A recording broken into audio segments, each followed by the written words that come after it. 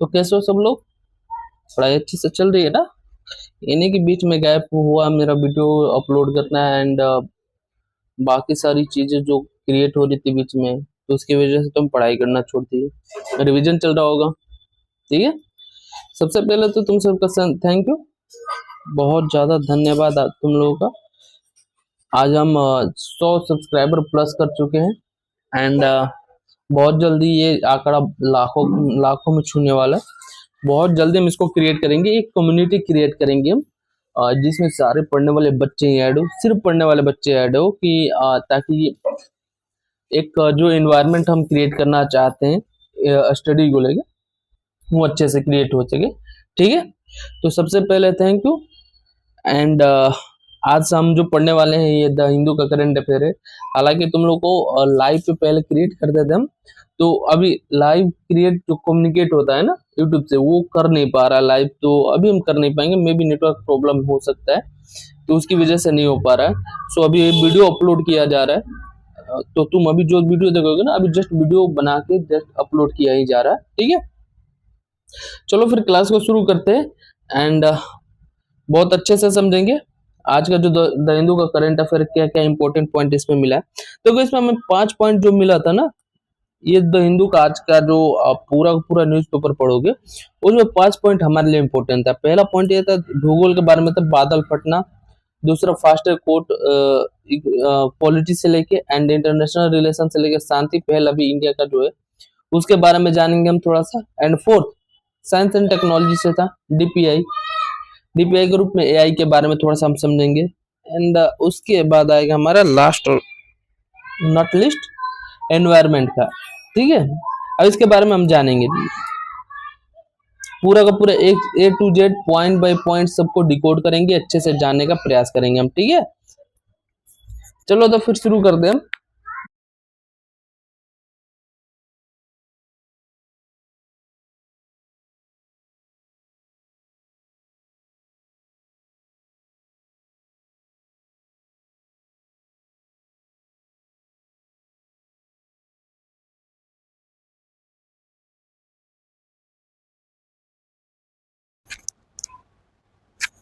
चलो तो शुरू करते हैं एंड पहला हम पहले देखते हैं कि पर्वतीय उत्थान और क्लाउड बर्स्ट यानी बादल का फटना क्या है, इसका विज्ञान क्या है, ये कैसे होता है, क्यों होता है, ये सारी चीजों के बारे में थोड़ा सा समझेंगे, ठीक है। कि बादल कैसे फटते हैं, क्या कौन से ऐसे कारण होते हैं जिससे बादल फटने का कारण हो जाते हैं, वो पर्वतों का उठना कैसे होता है, पर्वतीय उत्थान क्या होता है, इसके बारे में जगह बहुत विस्तृत रूप से तुम्हें जानना है तो एनसीईआरटी का क्लासेस अपलोडेड है हमारा, ठीक है। 6 क्लास का एनसीईआरटी में क्लाउड बर्स्ट के बारे में, थोड़ा सा पर्वतीय उत्थान के बारे में एंड 7, 8 ऐसे पढ़ते जाओगे तो थोड़ा थोड़ा पॉइंट तुम्हें समझ में आता जाएगा, ठीक है। वो सारी चीजें अपलोडेड है एंड लिंक्ड है एक दूसरे से, तो थोड़ा सा अच्छे से समझ में आएगा वो। चलो तो आगे थोड़ा समझते हैं पहले क्लाउड बर्स्ट है क्या। क्लाउड बर्स्ट है क्या, देखो किसी बहुत तकनीकी परिभाषा के बारे में देखो यहाँ पे, किसी बहुत छोटे क्षेत्र में जैसे 20 से 30 वर्ग किलोमीटर में कम समय के भीतर 10 सेंटीमीटर प्रति घंटा यानी 100 मिमी से अधिक की अत्यधिक भारी वर्षा, ठीक है। 10 सेंटीमीटर प्रति घंटा से अधिक की अत्यधिक वर्षा क्लाउड बर्स्ट की स्थिति क्या करती है, उत्पन्न करती है, ठीक है। चलो नेक्स्ट, ये कौन कौन सा स्थानों पे ऐसी चीजें होती है, क्लाउड बर्स्ट जैसी घटनाएं जो होती है कैसी स्थानों पर होती है। हिमाचल प्रदेश हो गया, उत्तराखंड हो गया, जम्मू कश्मीर की घाटियों में एक समान और खतरनाक घटना। देखो उत्तराखंड अभी जस्ट हम गए थे, उत्तराखंड में हम गए थे हरिद्वार, ठीक है। उधर से कल रिटर्न के टाइम पे हम देहरादून से निकले, देहरादून के साइड से निकले थे एंड देहरादून के साइड से निकलते टाइम हम देखे जो पर्वतीय क्षेत्र है ना, पर्वतीय क्षेत्र पूरा यहाँ पर उसको पैक किया गया है, उस एरिया को भी पैक किया गया है। वहां से बहुत ज्यादा मिट्टी जो है ना, मिट्टी बारिश की वजह से इतनी भीग गई थी, इतनी नमी हो गई थी उनमें, वो खुद से गिर जाएगी, ढह जाएगी, पूरा पूरा मिट्टी रोड पे आ जाएगा। क्लाउड बर्स्ट बहुत ज्यादा हानि भी करता है इस बेसिस पे, समझ रहे हो। कि अगर बहुत ज्यादा हो जाए क्लाउड बर्स्ट, बारिश बहुत ज्यादा हो जाए छोटे क्षेत्र में, पहाड़ी क्षेत्रों पे, ये पहाड़ी क्षेत्र है मान लो, ये पहाड़ी क्षेत्र है। अब इस पे क्लाउड बर्स्ट की वजह से क्या होगा, ये पार्ट पूरा डैमेज हो जाएगा, पूरा डैमेज हो क्या करेगा, गिर जाएगा नीचे। अब गिरेगा नीचे से पूरा का पूरा खत्म ही होगा ना फिर, ठीक है। चलो नेक्स्ट देखते हैं। नेक्स्ट है हमारा, देखो सबसे पहले तो हम समझते हैं कि पर्वतीय उत्थान जो होते हैं, जैसे पर्वतीय जो पर्वत जो होते हैं ऊंचे होते हैं, उनकी वजह से बारिश कैसे होती है और उन बारिशों की वजह से क्लाउड बर्स्ट की घटना कैसे होती है। देखो पहला पॉइंट क्या होता है ना, कि पहले की जो गर्म और नम हवा होती है ना, ऊंचे पहाड़ हो गए, ये पहाड़ जो ऊंचे हो गए तो गर्म और नम हवा क्या होती है, इनसे टकराती है। गर्म और नम हवा इनसे टकराएगी, ये टकरा रही है इनसे, ये टकरा गई गर्म और नम हवा। ये टकराने के बाद ऊपर उठती है। अब ऊपर उठते उठते हवा क्या होगी, हवा तेजी से ऊपर उठेगी और क्या होगी, अब जैसे जैसे ऊपर जाएगी, अब ऊपर जैसे जाओगे, ऊपर जाते जाते क्या होगा, टेम्परेचर क्या होता है, कम होता है, और नीचे जाओगे तो टेम्परेचर क्या होता है, बढ़ता है। तो ये जैसे जैसे हवा ऊपर उठेगी ना, हवा उठेगी तो क्या होगी, ठंडी होती जाएगी, ठंडी होती जाएगी। अब ठंडी होते होती है कपासी वर्षा बादल का निर्माण और बादल संघनन, नाभिक का जमाव। देखो ये जैसे जैसे ऊपर उठते उठते उठते ये कपासी वर्षा बादल का निर्माण करेगी। अब कपासी वर्षा बादल क्या होती है, ये अगर तुम्हें जानना है तो एनसीईआरटी में पढ़ाया जा चुके हो, वो थोड़ा सा समझ लो तुम जाके वहां पे, वहां तुम जाके अच्छे से समझ सकते हो कि कपासी वर्षा बादल क्या होती है, ठीक है। कपासी वर्षा बादल के निर्माण करती है और बादल एक दूसरे से क्या होता है, संघनित होने शुरू हो जाते हैं।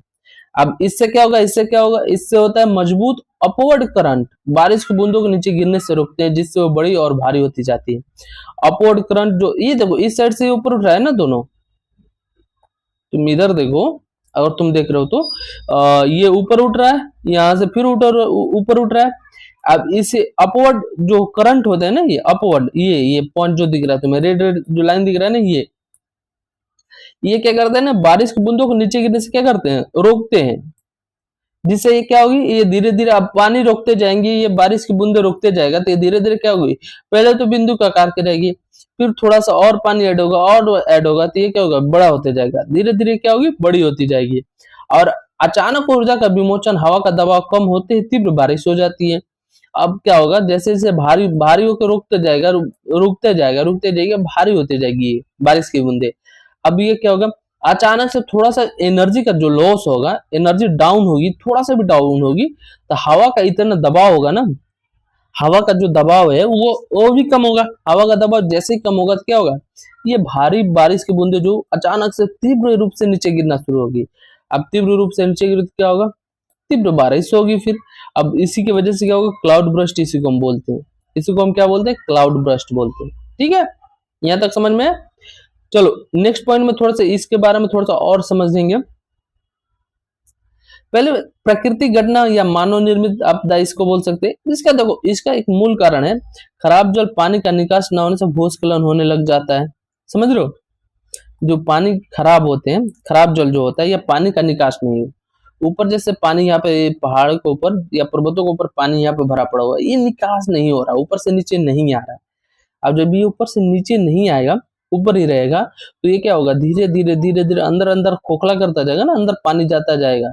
अब अंदर पानी जब जाएगा तो क्या होगा, अंदर ही अंदर से पूरा धीरे धीरे डैमेज करेगा, एकदम नमी लाएगा, और मिट्टी क्या होगी, सॉफ्ट होने लगी, जिससे क्या होगा, ये पूरा का पूरा नीचे गिरना शुरू हो जाएगा।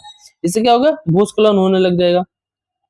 दूसरा चीज, जलवायु परिवर्तन, गर्म वातावरण अधिक नमी सोखता है, जिससे बादल फटने की घटनाएं लगातार हो रही है, ठीक है। गर्म जो वातावरण होगा ना, जब गर्म वातावरण होती है, नमी बहुत ज्यादा स्पीड से सोखेगा, मतलब बहुत नमी कम करना स्टार्ट करेगा बहुत जल्दी, जिससे क्या होगा, बादल फटने की घटनाएं लगातार बढ़ेगी। फिर जब गर्म वातावरण हो रहेगा, ये जैसे बादल हो गए, ठीक है, यहाँ पे हवा लगा, गर्म हवा ये आ गई, एंड गर्म वातावरण की वजह से क्या होगा, ये कंट्रोल कर लेगा, बारिश की बूंदे नहीं होने देगा। लेकिन जैसे ही ऊर्जा जो इसमें भरी पड़ी है, एनर्जी, वो थोड़ी सी भी डाउन होगी, और एयर प्रेशर जो है, एयर प्रेशर भी थोड़ा सा कम होगा, हल्का होगा, तो इससे क्या होगा, ये बारिश की जो बूंदे ना अचानक से नीचे गिरेगी, जिससे क्लाउड बर्स्ट जैसी घटना इससे बढ़ेगी, ठीक है। तो दूसरा पॉइंट हमारा क्या हो जाएगा इसमें, जलवायु परिवर्तन। तीसरा, अवैध निर्माण। अब नदी के तटीय क्षेत्रों और घाटियों में बिना परमिट के रिसोर्ट्स का निर्माण, ठीक है, अवैध निर्माण भी इसमें मुख्य रूप से एक कारण उत्पन्न करता है। जैसे देखो अवैध निर्माण के, देखो क्या होता है ना कि बहुत सारी चीज सरकार क्या करती है, सरकार से तुम परमिशन लेने की कि हाँ ये जो मतलब तटीय क्षेत्र है, हम यहाँ पे रिसोर्ट बनाना चाहती है, सब कुछ है, तो सरकार मना कर देती है कि हाँ ये वाला थोड़ा सा तटीय क्षेत्र है, ये तटीय क्षेत्र थोड़ा सा मतलब डरावना है, या यहाँ पे बाढ़ जैसी घटनाएं या भूस्खलन जैसी घटनाएं होती रहती है, तो हम आपको परमिट नहीं दे सकते। लेकिन कुछ लोग क्या होते हैं कि ऐसी जगहों पर खुद से रिजॉर्ट बना देंगे। अब खुद से ये रिजॉर्ट जब बन गया अवैध निर्माण, इससे क्या होगा, खुद से रिजॉर्ट, तो इस पे दाब क्रिएट होगा ना, प्रेशर क्रिएट होगा, तो फिर डैमेज स्टार्ट। ठीक है, अब उसके बाद वनों की कटाई, वनों की कटाई तो मेन इंपॉर्टेंट है, तुम्हें पता ही है। ठीक है, पेड़ की जड़ें जो होती है ना पानी के सॉरी पेड़ की जड़ें जो होती है वो धरती के अंदर वो मिट्टी को बांध के रखती है अपने पास। ठीक है, लेकिन इनकी कटाई होने की वजह से मैक्सिमम पेड़ हट गए, तो उनकी जड़ें खत्म हो गई, जड़ें खत्म होने के बाद क्या हो गए, ये जो पकड़ के रखती थी मिट्टी को, बहने नहीं दे रही थी, तो ये सारी चीजें डैमेज होने, मतलब खतरा बढ़ गया, डैमेज होने लगा। ठीक है, खराब जल निकासी, पानी का निकास न होने से भूस्खलन होता है। ठीक है, देखो इसका समाधान क्या होगा, अब समाधान के बारे में जब इतना सारा प्रॉब्लम है, ये खराब जल, जलवायु परिवर्तन, अवैध निर्माण, वनों की कटाई, खराब जल निकासी, ये सारी प्रॉब्लम अगर है, इतनी कारण है ये सब चीजों के, आपदा के, तो इसके कुछ तो समाधान होंगे। अब इसके समाधान क्या क्या है इसके बारे में थोड़ा सा जान ले। पहले देखो समाधान में एक चीज देखो, पहला चीज है तो मिशन मौसम। समाधान में मिशन मौसम जो है, मिशन मौसम क्या है, मिशन मौसम मौसम विभाग द्वारा चलाया गया एक लघु अवधि की चेतावनियों को बेहतर बनाने की पहल है मिशन मौसम। ठीक है, तो मिशन मौसम का थोड़ा सा यहाँ पे इफेक्ट देखने को मिलेगा, यहाँ पे इफेक्ट बनाना पड़ेगा मिशन मौसम को। ठीक है, देखो मिशन मौसम, मौसम विभाग क्या करता है, मौसम विभाग मिशन मौसम के द्वारा लघु अवधि की चेतावनी जो होती है, लघु अवधि मतलब बहुत कम समय में, जैसे होने वाला है 2 घंटे बाद, 2 घंटे बाद होने वाले ये मिशन मौसम के माध्यम से जो मौसम विभाग है वो पता कर लेती है बहुत जल्दी, बहुत कम समय में ये चीज पता कर लेती है कि ये चीज यहाँ इफेक्ट होने वाला है। तो इससे वहाँ के जो लोग हैं, वहाँ पे जो जान माल की हानि बहुत ज्यादा तीव्र स्तर पर होने वाली थी, उसको कम करने में मदद मिल सकती है। ठीक है, दूसरा है Doppler weather radar, radar grid की संख्या और गुणवत्ता में वृद्धि ताकि ब्लाइंड स्पॉट्स खत्म हो। ठीक है, रडार ग्रिड की संख्या और गुणवत्ता में वृद्धि करनी चाहिए। रडार क्या होता है, रडार पता करता है ना कि कितनी जल्दी आने वाला है, कोई भी प्राकृतिक आपदा आने वाली है अगर, तो कोई भी आपदा अगर आ रही है तो उसके बारे में जानकारी रडार जल्दी से पकड़ लेता है, उसको रडार में ले लेता है, ऐसे बोलते हैं ना रडार में आ गया, उसी बेसिस पे कि इस रडार में आ जाता है, इसकी संख्या में उस एरिया में वृद्धि कर दिया जाए और उसकी गुणवत्ता जो होती है ना उसमें वृद्धि कर देने से क्या होगा ना, जो ब्लाइंड स्पॉट है जो हम देख नहीं पा रहे जिस एरिया में, वो एरिया का भी हम देख पाएंगे। एंड ये जो आपदाएं बहुत जल्दी आ रही है ना, इसको रोकने में ब्लाइंड स्पॉट्स जो मददगार होते हैं, उसको रोकने में हमें बहुत ज्यादा मदद मिलेगी। एआई आधारित पूर्वानुमान।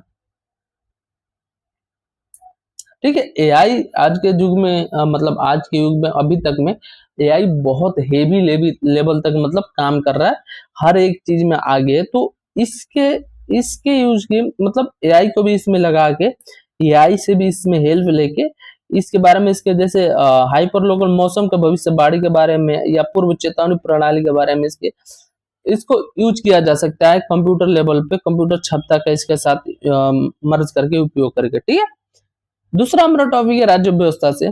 पहला तो फास्ट ट्रैक कोर्ट, सैद्धांतिक वादा बना व्यवहारिक वास्तविकता।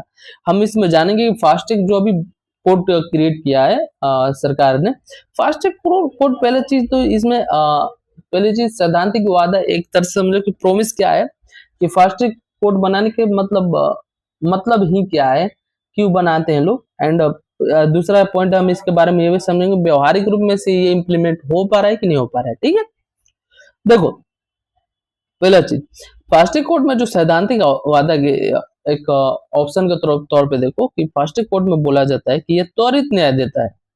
त्वरित न्याय किस किस क्षेत्र में, जैसे बलात्कार हो गया, पोक्सो हो गया, भ्रष्टाचार हो गया।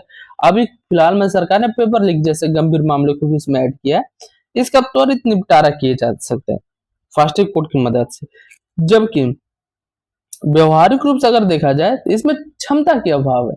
इसमें नए जजों की नियुक्ति नहीं होती है, नियमित अदालतों के जजों को ही रिसाइकिल किया जाता है इसमें, ठीक है। इसमें नए जजों की क्षमता का अभाव है। इसमें त्वरित न्याय का तो वादा है इसमें फास्ट ट्रैक कोर्ट में, लेकिन इसमें क्षमता का अभाव है क्योंकि इसमें नए जजों की नियुक्ति नहीं होती है और इसमें नियमित अदालतों के जजों को ही रिसाइकिल किया जाता है, ठीक है। दूसरा चीज, फास्ट ट्रैक कोर्ट का निवारण बहुत जल्दी करती है। न्याय में देरी से बचने की धारणा गवाहों के पलटने की अनिश्चितता को कम करता है, ठीक है। यानी इसके फास्ट ट्रैक कोर्ट जो है, फास्ट ट्रैक कोर्ट किसी भी केस का निवारण बहुत जल्दी करता है। जो न्याय में देरी, कुछ चीजें ऐसी होती है ना कुछ में पॉइंट पे कि कोई गवाह गया, आज 1 तारीख है, 1 तारीख सुनवाई में गया, जो मतलब पक्ष में थे, मतलब जो दोषी है उसके पक्ष में बोल दिया, दोषी के बचने के चांसेस बढ़ गए। लेकिन वही जब 30 को गया तो क्या किया, इसके विपक्ष में बोल दिया। ये गवाह जैसे चेंज हो जाते हैं, तो ये इसके बारे में कम होगा क्योंकि कम टाइम में अगर हो जाएगा। अगर 1 तारीख को ही फास्ट ट्रैक कोर्ट की मदद से अगर हो गया, इसमें गवाह बोल दे हाँ ये सही है, जो दोषी है वो सही है, तो क्या होगा, अब जब दोषी को सही बोल देगा उसी टाइम क्लियर कर दिए, तो आगे जो दोषी पलटने वाला तो पलट नहीं पाएगा, ठीक है। लेकिन इसकी क्षमता में देखो, बुनियादी ढांचा में इसकी कमी है। व्यवहारिक रूप से ये अकुशल कोर्ट स्टाफ होते हैं, कम सरकारी वकील और सीमित फोरेंसिक लैब भी होते हैं इसके, तो इसके बुनियादी ढांचे में भी कमी है जिसको अपग्रेड करने की आवश्यकता जान पड़ती है, ठीक है। इसकी समय सीमा, फास्ट ट्रैक कोर्ट की समय सीमा 2 महीने में जांच और 3 महीने में ट्रायल होने के लिए होती है। समय सीमा इसकी लिमिटेड, ठीक है। लेकिन व्यवहारिक रूप से यह अनुच्छेद 14 का उल्लंघन है। समानता के अधिकार का हनन, कुछ मामलों को मनमाने ढंग से तेजी से निपटाना, जबकि अन्य लंबित लगभग 2.45 लाख मामले को रहना, ठीक है। व्यवहारिक रूप से अनुच्छेद 14 का उल्लंघन है जो कि समानता का अधिकार देता है, मौलिक अधिकार।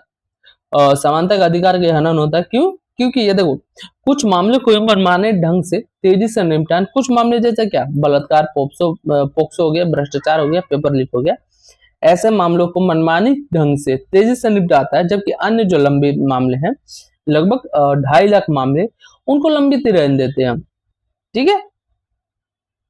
अब न्याय में न्याय में गति से अधिक क्षमता की आवश्यकता क्या है? सुप्रीम कोर्ट की एक टिप्पणी है। सुप्रीम कोर्ट ने एक कमेंट किया है कि न्याय प्रणाली में सख्त समय सीमा निष्पक्ष सुनवाई के अधिकार को खतरे में डाल सकती है। हर आपराधिक मामला अलग होता है, ठीक है। सुप्रीम कोर्ट ने बोला है कि जो न्याय प्रणाली उसमें अगर सख्त समय सीमा हम दे रहे हैं, जैसे 2 महीने 3 महीने में हमें जल्दी से सुनवाई करना है, तुम्हें एक लिमिटेड टाइम अगर हम दे रहे हैं, तो वो क्या होता है, निष्पक्ष सुनवाई के जो अधिकार होता है, जो दोनों पक्षों से समझना सुनना होता है, वो उसके अधिकार को, सुनवाई के अधिकार को क्या खतरे में डाल सकती है, ठीक है। क्योंकि देखो, कुछ केसेस ऐसे होते हैं ना, कुछ केसेस जैसे केस ए है, केस ए को अगर मान लो ये केस ए छोटा केस है, ठीक है, इसको हम 2 महीने में निपटा सकते हैं, दोनों पक्षों को सुन के। कैसा भी केस है, केस ए है जो 2 महीने में इसको दोनों पक्षों से आराम से सुन के भी 2 महीने या 2 महीने से कम हम निपटा सकते हैं। लेकिन केस भी एक बहुत जटिल केस है, अगर हम इसको फास्ट ट्रैक कोर्ट में डाल दिए तो फास्ट ट्रैक कोर्ट यानी क्या, 2 महीने में 3 महीने में ट्रायल पूरा कर लो, अपना कंप्लीट करना है, एक लिमिटेड दे दिया हम कि इसको भी 2 महीने में निपटाओ। तो केस भी जब जटिल है तो इसको सुनने में थोड़ा सा टाइम चाहिए हमें, हर एक चीज के लिए पॉइंट ऑफ टाइम चाहिए हमें, लेकिन ये हमें नहीं मिलेगा। केस भी के समय ये 2 महीने जो दिख रहा है, ये 2 महीने में ये नहीं हो पाएगा। तो इससे क्या होगा, निष्पक्ष जो सुनवाई का अधिकार है ना, ये खतरे में पड़ जाएगा इसमें, जबकि इसमें ये सही काम कर रहा है लेकिन इसमें नहीं कर रहा है, ठीक है। तो इसके लिए क्या क्या पॉइंट हो सकते हैं, इसके लिए पॉइंटर क्या हो सकते हैं? पहला चीज, आर्थिक और प्रशिक्षित न्यायाधीश का निर्माण करो, ठीक है। रिक्तियों को भरना, जो न्यायाधीशों की रिक्तियां भी वर्तमान में उसको भरना, और नई अदालतों के लिए नई नियुक्तियां, जैसे मान लो फोरेंसिक जो अभी फास्ट ट्रैक कोर्ट होते हैं, इसमें क्या होता है ना कि जो नियमित जज है ना, नियमित जज है, उन्हीं से उन्हीं का यूज करके, उन्हीं को रिपीटेशन रिसाइकल करके रिवाइव करके इसमें ऐड किया जाता है फर्स्ट कोट में, ठीक है। लेकिन ऐसा करके क्या कर रहे हैं हम, एक तो यहाँ सुन रहा है, फिर यहाँ आके यहाँ सुनेगा, थोड़ा सा लंबा प्रोसेस नहीं हो जाएगा? ये थोड़ा सा लंबा प्रोसेस हो जाएगा ना। तो इसके लिए हमें क्या करना चाहिए कि नए अदालत जो आप क्रिएट कर रहे हो ना, जैसा अभी फास्ट कोर्ट एक पेपर लीक के मामले में हुआ, तो इसके लिए नई रिक्तियां स्टार्ट करो, नई नियुक्ति करो, इसके लिए नए जजेस करो। पुराने वाले जजेस अपना निपटारा कर लेंगे, नए वाले एक एक तरह से ये निपटारा करते जाएंगे, ठीक है। दूसरा पॉइंट, मजबूत अभियोजन, इसमें पेशेवर सरकारी वकील और कुशल पुलिस की जांच करता हो, ठीक है। सरकारी वकील इसमें जो पेशेवर हो, सरकारी वकील की मतलब पेशे, वो मतलब एक तरह से मतलब जो सरकारी वकील है ना, जो सरकारी वकील, उनको थोड़ा सा एक्सपीरियंस हो इस क्षेत्र में, एंड जो पुलिस जो जांच करेगा, पुलिस इसमें, तो वो थोड़े कुशल होने चाहिए, इसको थोड़ा सा मजबूत बनाना चाहिए। तीसरा point, forensic infrastructure. Forensic infrastructure में भारी निवेश करना चाहिए सरकार को, ताकि इसका जो क्षेत्र है ना एक्सपैंड हो, ठीक है। इसका जो क्षेत्र है वो एक्सपैंड हो, लिमिटेड मात्रा या सीमित मात्रा में ना हो, ठीक है। तकनीकी एकीकरण, तकनीकी एकीकरण, जैसे बाल यौन शोषण मामलों को कैमरे पर एक बार बयान दर्ज करना, ताकि पीड़ितों को बार बार परेशान ना होना पड़े, ठीक है। अब इसके लिए देखो एक फैक्ट है, ये तुम अपने मेंस में अगर यूज भी करते हो, तुम्हारे लिए बहुत अच्छा है, पॉइंट निकल के आएगा ये। देख क्या है ये, फास्ट कोड जो है ना एक अच्छा साधन है, लेकिन जब तक संस्थागत क्षमता नहीं बढ़ेगी, ये एक स्थायी समाधान नहीं है, ठीक है। फास्ट कोड क्रिएट करना अच्छी चीज है, बहुत अच्छी चीज है, ये न्याय बहुत जल्दी से दे सकता है, लेकिन जब तक इसके संस्थागत क्षमता में बढ़ोतरी नहीं करेंगे ना, तो ये एक समाधान के तौर पे नहीं उभर के आएगा सामने, ठीक है। अब उसके बाद इंटरनेशनल रिलेशन, इससे लेते हैं। एक शांति पहलू है, बंगाल की खाड़ी में भारत की रणनीतिक लंगर के रूप में माना जा रहा है इसको। देखो करंट सिचुएशन क्या हो ना, विदेश मंत्री एस जयशंकर ने घोषित किया कि सागर और महासागरों का मतलब उन्नत रूप देने के लिए हम शांति पहल कर रहे हैं, ठीक है। बंगाल की खाड़ी और बिम्स्टेक, मानदंड, विश्वास एवं सत्यनिष्ठा, ये सारी चीजें ऐड करके हम सुरक्षित और समग्र विकास कर सकते हैं खाड़ी में, ठीक है, सागरों और महासागरों में। इसके लिए एक शांति पहल की गई है इंडिया की साइड से। शांति का फुल फॉर्म क्या होता है, पहले ये समझ लो। शांति का फुल फॉर्म है secure holistic advancement through norms, trust and integrity, यानी secure holistic advancement through norms, trust and integrity. अब इसमें रणनीति क्या बनाएगी, इसमें नई संस्थाएं बनाने की बजाय मौजूदा संस्थाएं को क्षमता बढ़ाना, भौगोलिक रूप से भारत इसका केंद्र है, ठीक है। इसमें कहा गया है, जो शांति पहल में इसमें बोला गया है कि जो नई संस्थाएं हम क्रिएट करने वाले हैं ना, नई संस्थाएं क्रिएट न करके हमारे पास जो भी संस्था है फिलहाल में कार्यरत, उसको क्या करना, मजबूत बनाने पर जोर दें, ठीक है। इसका उद्देश्य ब्लू इकोनॉमी को बढ़ावा देना, ठीक है। ब्लू इकोनॉमी यानी समुद्री अर्थव्यवस्था है ना, समुद्री से जो चलते हैं हमारे, ब्लू इकोनॉमी को क्या बढ़ावा देना, चक्रवात का प्रबंधन करना, अवैध मछली पकड़ने पर रोक और अंडर सी केबल्स की सुरक्षा और प्रदूषण से लड़ना, ठीक है। जियो पॉलिटिक्स में इसका क्या उद्देश्य रहेगा, यह भारत को एक विश्वसनीय शक्ति के रूप में स्थापित करता है। ये जो शांति पहल है, ये भारत को एक विश्वसनीय शक्ति के रूप में स्थापित करता है, और ये यूएनएससी में के स्थायी सदस्य G4 बनने के अभियान का एक महत्वपूर्ण हिस्सा है, ठीक है। यूएनएससी के अस्थायी सदस्य भारत नहीं है। यूएनएससी के अस्थायी सदस्य कौन कौन से देश हैं, तुम लोग इसको कमेंट में बताओगे अभी देख के, ठीक है। अब यूएनएससी के अस्थायी सदस्य बनने के अभियान में एक महत्वपूर्ण हिस्सा के रूप में आगे आ रहा है, ठीक है।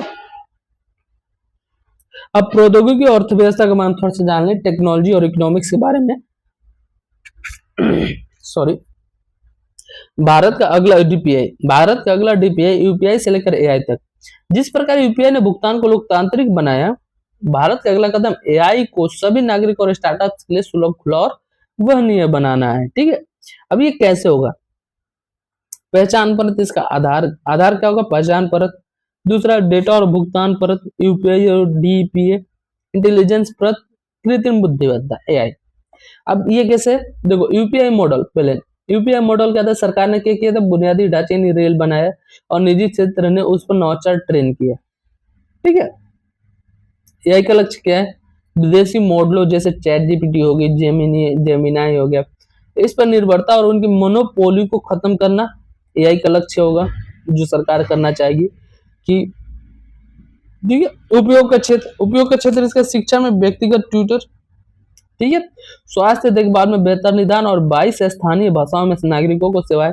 देखो एआई अगर तुम यूज कर रहे हो ना, अच्छे से अगर यूज कर रहे हो ना, तो टीचिंग लाइन में तुम बहुत हेल्प करेगी, हेल्थ सेक्टर में बहुत हेल्प करेगी। तो अगर तुम यूज कर रहे हो तो अच्छे से यूज करना पड़ेगा इसके लिए। ठीक है, अब इसके लिए क्या करना है, इंडिया एआई टोकन इकोनॉमी 5 प्रमुख स्तंभ के रूप में इसको देखे हम जो कर रहे हैं, देखना है हमें।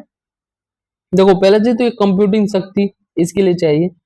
एआई मिशन के तहत वर्तमान में 38,000 जीपीयू से बढ़कर 1 लाख जीपीयू का लक्ष्य, ताकि प्रोसेसिंग क्या होगी, सस्ती हो जाए। ठीक है, दूसरा हरित ऊर्जा, एआई विकास को लेकर विशेष बिजली श्रेणी मानना, नवीकरणीय ऊर्जा से सस्ती बिजली यानी सस्ते model, open foundation, India data sets, open licensing, ये सारी चीजें करनी पड़ेगी। ओपन फाउंडेशन क्या है, ओपन फाउंडेशन ये है ना, स्वदेशी ओपन सोर्स जो होते हैं, स्वदेशी ओपन सोर्स एआई मॉडल जो है, इनको विकसित करना ताकि जो विदेशी मोनोपोली है ना, जैसे चैट जीपीटी हो गई और हो गई गूगल जेमिनाई हो गई, ये सारी चीज का मोनोपोली क्या होगी, टूट जाए और नवाचार जो है ना वो बढ़े थोड़ा। India data sets, Indian data sets यानी 22 भाषाओं में इसको विशाल मतलब 22 भाषाओं में इसको सार्वजनिक करना, 22 भाषाओं में नागरिकों के लिए। ठीक है, इससे क्या होगा, इससे कोर्ट के फैसले हो गए, कृषि रिकॉर्ड, ये सब सारी चीजें इसमें क्या करेगी, इंडियन डेटा सेट्स इसमें उपलब्ध करानी पड़ेगी 22 भाषाओं में। ओपन लाइसेंसिंग, करदाताओं के पैसों से बना एआई इंफ्रास्ट्रक्चर सभी के लिए ओपन लाइसेंस उपलब्ध होने चाहिए। अब उसके बाद देते हैं पर्यावरण और विधि के बारे में थोड़ा सा जानो, लॉ और एनवायरमेंट के बारे में क्या चल रहा है। ईआईए और कार्योत्तर मंजूरी, सुप्रीम कोर्ट का कड़ा रुख। ठीक है, सुप्रीम कोर्ट ने नियम दिया कि पर्यावरण प्रभाव आकलन, ये तुम्हारा इंपॉर्टेंट पॉइंट है एग्जाम के लिए, ध्यान रखना, पर्यावरण प्रभाव आकलन की क्लियरेंस प्रोजेक्ट शुरू होने से पहले मिलनी चाहिए, ना कि बाद में। सुप्रीम कोर्ट ने एक नियम दिया कि पर्यावरण प्रभाव आकलन जो है ना, क्लियरेंस प्रोजेक्ट, कोई भी प्रोजेक्ट के क्लियरेंस प्रोजेक्ट शुरू हो रहा है ना, उसके पहले मिलनी चाहिए, ना कि उसके शुरू होने के बाद में मिलनी चाहिए। ठीक है, सिद्धांत के आदर्श कानूनी रास्ता, पहले तो प्रोजेक्ट प्रस्ताव, फिर पर्यावरण, पहले प्रोजेक्ट, ये जो नियम दिया है उसके बेसिस पे सुप्रीम कोर्ट बोला है ना कि पर्यावरण प्रभाव आकलन जो है ना, ये जो निर्माण कार्य, जो क्लियरेंस प्रोजेक्ट जो है, ये स्टार्ट होने के पहले हमें मिलने चाहिए। ठीक है, देखो जैसे प्रोजेक्ट का प्रस्ताव आया, पर्यावरण प्रभाव आकलन, उसके बाद क्या, मंजूरी, तब जाके निर्माण हो। पहले क्या होता था, पहले प्रोजेक्ट प्रस्ताव आया, फिर निर्माण कार्य शुरू हो गया, तब जाके पर्यावरण को नुकसान होता था तो प्रभाव आकलन के बारे में बताते, तब तक कार्योत्तर मंजूरी दे दी जाती थी फिर भी। ठीक है, फेट अकम्पली, इसके बारे में कि एक ऐसी स्थिति जिसे पलटना असंभव हो, एक बार प्रोजेक्ट बन जाने के बाद आर्थिक और राजनीतिक दबाव के कारण उसे तोड़ना मुश्किल हो जाता है और क्लियरेंस बस एक औपचारिकता बन जाती है। ठीक है, ये तो है। देखो पहले क्या होता है ना कि कोई चीज तुम क्लियरेंस हो गया, वो बन गया वो चीज, अब बनने के बाद अब उस फैसले को पलटना क्या हो जाए, असंभव हो जाएगा। अब कितना भी हम बोले कि इससे पर्यावरण का नुकसान होने वाला है, तो इससे क्या होगा, हम नहीं कर सकते ना उसको चेंज कर नहीं कर पाओगे, तो क्या होगा, एक क्लियरेंस जो होता है ना, ये एक औपचारिकता बन जाएगी कि हाँ ठीक है। लेकिन अगर ये चीज हो जाएगी कि पर्यावरण प्रभाव आकलन पहले होना स्टार्ट हो जाएगा, तो इससे क्या होगा, पर्यावरण को नुकसान होने के बाद उसकी भरपाई करने से बेहतर है नुकसान पहले होने से उसे पहले रोक लिया जाए। ठीक है, अब थोड़ा सा शक्ति संतुलन के बारे में जानेंगे, विधायिका बनाम कार्यपालिका। मुद्दा क्या है, मुद्दा है, सरकार ने 2021 में एक कार्यालय ज्ञापन जारी कर कार्योत्तर क्लियरेंस की अनुमति दी थी।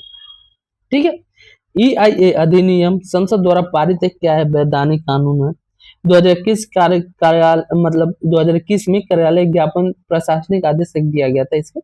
सुप्रीम कोर्ट का निर्णय है इस पे कि एक प्रशासनिक आदेश संसद द्वारा पारित वैधानिक कानून को कमजोर नहीं कर सकता है। ठीक है, एक प्रशासनिक आदेश जो ऑफिस मेमोरेंडम है वो संसद द्वारा किसी भी पारित वैधानिक कानून को कमजोर नहीं कर सकता है। दूसरा, शक्तियों का पृथकीकरण, कानून बनाने का काम विधायिका का है, जबकि कार्यपालिका अपनी मर्जी से उसे बदल नहीं सकती है। कार्यपालिका जो होती है, कानून जो बन गया ना, कानून बनाने का काम क्या है, विधायिका का है, जो संसद में बैठ के बिल पास करके बनाते हैं उनका है। ठीक है, लेकिन कार्यपालिका जो होती है, कार्यपालिका इसको अपनी मर्जी से चेंज नहीं कर सकती है। अब इससे निष्कर्ष क्या होगा, इससे निष्कर्ष ये होगा कि पर्यावरण नियमों में बदलाव के लिए संसद के माध्यम से नया वैधानिक कानून लाना होगा। पर्यावरणीय माफी नहीं दी जा सकती है। ठीक है, अब ये लास्ट हमारा पॉइंट है, निष्कर्ष, पूरा द हिंदू का निष्कर्ष, पूरा द हिंदू का निष्कर्ष हम ऐसे समझते हैं। देखो, पहला पॉइंट हमारा क्या था, आपदा प्रबंधन। आपदा प्रबंधन में क्लाउड बर्स्ट हमें क्या सिखाता है, क्लाउड बर्स्ट हमें सिखाता है कि प्राकृतिक घटनाओं को कभी टाला नहीं जा सकता है। प्राकृतिक घटना जो आने वाली है उसकी कभी हम टाल नहीं सकते, लेकिन मानव निर्मित जो आपदा होती है ना, उसको हम टाल सकते हैं, उसको कम कर सकते हैं। तो उसको एआई और रडार की मदद से प्रबंधित किया जा सकता है, तो उसको हम करें। ठीक है, दूसरा पॉइंट हमारा था न्यायिक व्यवस्था के बारे में। तो इससे क्या सीख मिलता है, हम सीखना होता है हमें कि देखो, फास्ट कोर्ट्स का सब कानून प्रक्रियाओं में केवल समय सीमा थोपने से काम नहीं चलेगा, बल्कि फोरेंसिक और न्यायिक बुनियादी ढांचों का विस्तार आवश्यक है। ठीक है, फास्ट कोर्ट में बहुत तेजी से काम करना है, लिमिटेड टाइम दिया गया तुम्हें कि इस लिमिट की टाइम लिमिट तक तुम्हें कंप्लीट करना है इस केस को, लेकिन ये समय सीमा थोपने से काम नहीं होगा। इसमें जो इसका जो बेसिक स्ट्रक्चर है, फोरेंसिक और न्यायिक बुनियादी ढांचे, इसका भी थोड़ा सा विस्तार करने की आवश्यकता है हमें। तीसरा पॉइंट हम बढ़ते हैं, तकनीकी संप्रभुता। तकनीकी संप्रभुता में एआई और शांति पहल के बारे में अंतरराष्ट्रीय स्तर पर और तकनीकी क्षेत्र में भारत को एक अधिकार के बजाय खुले बाजार और विश्वास के आधार पर नेतृत्व करना होगा। चौथा, पर्यावरणीय वृद्धि पे EIA, एनवायरमेंट और पर्यावरणीय प्रभाव आकलन के बारे में था, इस पर जजमेंट दिया गया था उस चीज के बारे में। ठीक है, चलो अब खत्म हो गया हमारा पूरा का पूरा द हिंदू का करंट अफेयर आज का कंप्लीट होता हुआ यहाँ पे। ठीक है, फर्स्ट ऑफ ऑल सबसे एक बार फिर से तुम लोगों का थैंक यू, हमारा 100 सब्सक्राइबर कंप्लीट हुआ। चलो फिर मिलेंगे आज शाम को, आज रात को जो 8 बजे अपलोड होने वाला है ना, NCERT का क्लास 9 का जियोग्राफी हम स्टार्ट करेंगे फिर से, तो जुड़े रहना। और जितने लोग नए हैं और ये वीडियो देख रहे हैं तो चैनल को सब्सक्राइब कर दो और वीडियो को लाइक मार दो, ताकि हम आगे कंटेंट और भी लाते रहें। ठीक है, चलो मिलते हैं फिर नेक्स्ट क्लास में।